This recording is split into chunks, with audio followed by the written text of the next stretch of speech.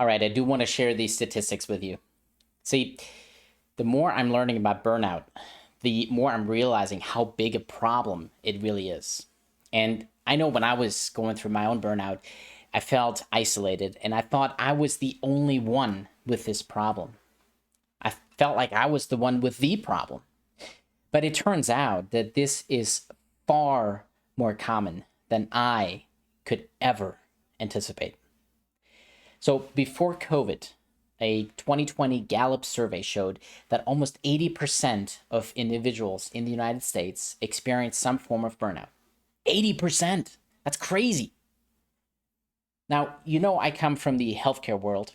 And so a lot of the studies on burnout actually are done on healthcare professionals. And so a lot of the data we have are coming from healthcare professionals. But burnout is affecting everyone across all disciplines and professions. This is not isolated to the healthcare world.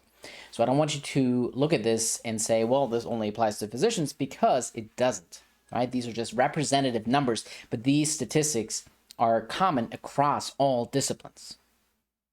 So like I said, COVID made all of this worse, and it makes sense why. What happened during COVID, right? We all bunkered down in our homes. We were isolating ourselves from friends and families and coworkers and our neighbors. And if you think about it, burnout is caused by some social isolation. It can also lead to social isolation and withdrawal from these communal aspects. So COVID made this worse. If you look at these numbers now, at the statistics since COVID, right, these 2021 data from the middle towards the end of the COVID pandemic that was published in 2022 now, shows that emotional exhaustion went up, right, from 21% to 29%. Feelings of depersonalization went from 6% up to almost 10%.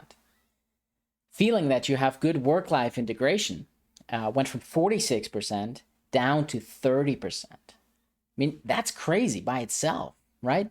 Only about half of physicians thought that they had good work-life integration before COVID, and now it's less than a third. That's crazy.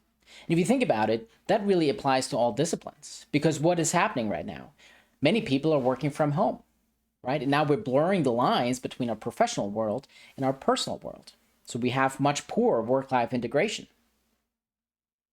Feelings of depression went up from 49% to 53%.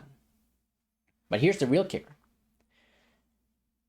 Physicians reported burnout at about 38% before COVID, and that went up to 63% after COVID.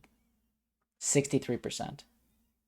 Like I said, across the board, everybody reported feelings of burnout before COVID at about 80%. And COVID made all of this worse. It's a big problem. So you are not alone. You are not the only one with this problem.